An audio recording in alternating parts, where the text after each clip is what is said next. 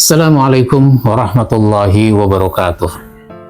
Saudara sekalian yang saya hormati, kehidupan kita mengalami perkembangan yang sangat pesat.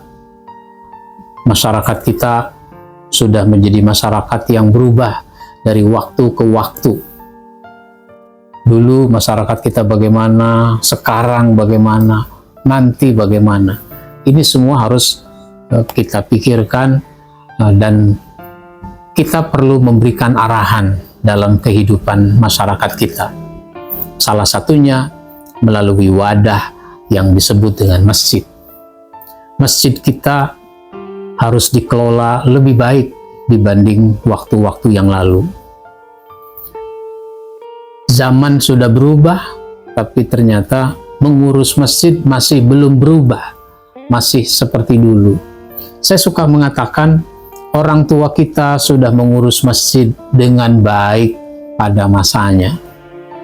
Dulu tahun 70, tahun 80, tahun 90. Sekarang masyarakat kita sudah berubah. Kehidupan kita sudah banyak berubah. Tapi ngurus masjid masih kayak orang tua kita dulu. Nah, padahal di sini memerlukan yang namanya kreativitas. Jadi diperlukan kreativitas mengelola masjid, mengurus masjid. Dulu misalnya, sampai sekarang, kalau orang ikut pengajian, jumlahnya tidak banyak. Tapi ternyata kalau sholat tarawih, sesedikit-sedikitnya sholat tarawih, ternyata jauh lebih banyak dari sholat 5 waktu berjamaah. Kalau sholat 5 waktu biasanya misalnya 2 saf, 3 saf, maka kalau sholat tarawih bisa 5 saf, bisa 7 saf, 8 saf, bahkan malam-malam pertama bisa penuh, nggak muat. Nah, ini mumpung orang kumpul, maka pengurus masjid itu berkreasi. Diselenggarakanlah kegiatan yang namanya ceramah tarawih. Mau dicari dalil di mana juga nggak ketemu ceramah tarawih. Tetapi itu bukan peribadatan, itu kreativitas, memanfaatkan momentum mumpung orang lagi banyak. Nah, maka mengurus masjid zaman sekarang memerlukan kreativitas. Supaya bisa kreatif, ya ngurus masjid nggak bisa 1 orang, jangan cuma 1-2 orang. Makin banyak yang ngurus masjid makin bagus. Sebanyak orang itu dimintai pendapatnya, sehingga nanti muncul ide-ide, muncul gagasan-gagasan, sehingga bisa dikembangkan kegiatan-kegiatan masjid. Misalnya, ada jamaah kita tidak sempat menghadiri pengajian karena dia bekerja dan sebagainya. Lalu, supaya dia masih bisa ikut pengajian, bagaimana? Di waktu yang lain, meskipun dia tidak hadir. Nah, kalau pengurus masjidnya kreatif, maka zaman sekarang bisa bikin channel YouTube misalnya, bikin TV masjid di YouTube, di streaming, disimpan, diposting di YouTube, sehingga kapan saja jamaah kita, mungkin dalam perjalanan, mungkin sedang istirahat di kantornya dan sebagainya, dia masih bisa menyaksikan ustadz memberikan ceramah pengajian di waktu yang lain. Ini namanya kreativitas. Begitu juga tidak semua jamaah kita sholat Jumat di masjid kita, karena dia bekerja, dia berdagang, dia bertugas, sehingga dia sholat Jumatnya di tempat lain. Meskipun sholat Jumat di tempat lain, pada waktu yang lain lagi dia masih bisa mengikuti khutbah Jumat dari masjid kita. Kenapa? Karena di masjid kita terekam, tersimpan khutbah itu di channel YouTube. Itu namanya kreativitas. Ngurus masjid zaman sekarang memang memerlukan kreativitas. Untuk itu maka harus melibatkan banyak orang. Pengurus masjid harus pandai melibatkan banyak orang. Karena orang-orang itu sebenarnya punya potensi. Cuma sayang potensinya belum dimanfaatkan. Kenapa? Karena pengurus masjid belum melibatkan. Oh, ini Bapak bisa dia khutbah. Saya tahu dia bisa khutbah, misalnya begitu. Oh, kalau begitu Pak, bagaimana kalau Bapak khutbah di masjid kita? Nah, itu namanya melibatkan. Ini orang pandai, ngerti urusan memelihara bangunan. Karena dia bekerja di sebuah kantor, di sebuah gedung, yang memang dia tugasnya memelihara bangunan. Oh, kalau begitu libatkan dia. Bapak, bagaimana kalau Bapak ikut merawat bangunan masjid kita sesuai dengan bidang Bapak? Itu namanya melibatkan. Begitu seterusnya. Lalu masjid itu juga harus ditopang oleh keuangan.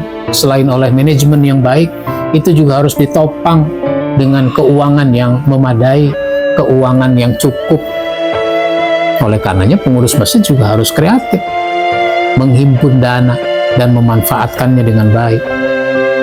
Sekarang ini kan uang kita adanya di HP. Uang kita adanya di HP. Maka kita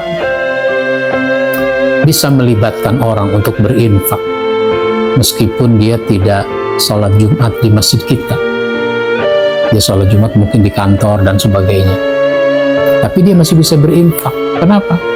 Masjid punya nomor rekening, masjid punya kiris, sehingga orang bisa berinfak melalui online.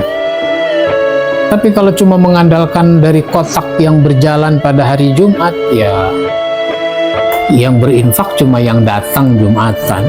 Yang datang Jumatan pun nggak semuanya berinfak. Makanya kotak itu lancar juga tuh jalannya. Nah, itu contoh. Jadi pengurus masjid harus menginformasikan kepada jamaah tentang kebutuhan dana. Jangan dikesankan minta sumbangan. Jangan kesana minta sumbangan.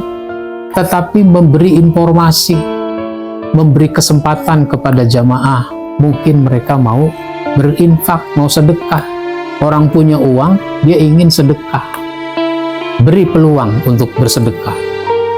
Alhamdulillah, masjid kita dapat dana sekian dari jamaah kita, digunakan untuk bayar listrik sekian, digunakan untuk honor marbot sekian, dan seterusnya, dilaporkan dengan baik. Namanya transparan. Kalau dana itu bermanfaat besar, orang tambah seneng berinfak itu. Oleh karenanya saya memberi rumus. Masjid zaman sekarang ini, kalau masalah keuangan, rumusnya apa? Masjid duitnya harus banyak, tapi saldonya jangan banyak-banyak. Masjid uangnya harus banyak, gunakan uang itu sesuai dengan keperluannya, sehingga nanti uang itu terserap untuk berbagai macam keperluan masjid, sehingga saldonya tinggal sedikit. Kalau dana tinggal sedikit, maka nanti orang mau berinfak lagi, bahkan dalam jumlah yang lebih besar, karena dia senang dananya terserap, bermanfaat. Tapi kalau diumumkan saldo kita 200 juta, 300 juta, nah itu orang jadi malas berinfak. Kenapa? Yang itu saja belum dipakai. Akhirnya orang lebih suka berinfak ke masjid lain, karena di masjid lain itu semuanya dana termanfaatkan dengan baik. Nah, nanti lebih lanjut bisa dibaca buku saya ini, Petunjuk Teknis Manajemen Masjid. Ini bimbingan untuk pengurus masjid, terutama bagaimana mengurus masjid dengan baik dari awal, mulai dari urusan membangun, menyusun kepengurusan, anggaran dasar, anggaran rumah tangga, bagaimana manajemen peribadatan, manajemen kegiatan pengajian, dan seterusnya. Jadi ada banyak aspek yang dibahas di dalam buku ini, Petunjuk Teknis Manajemen Masjid.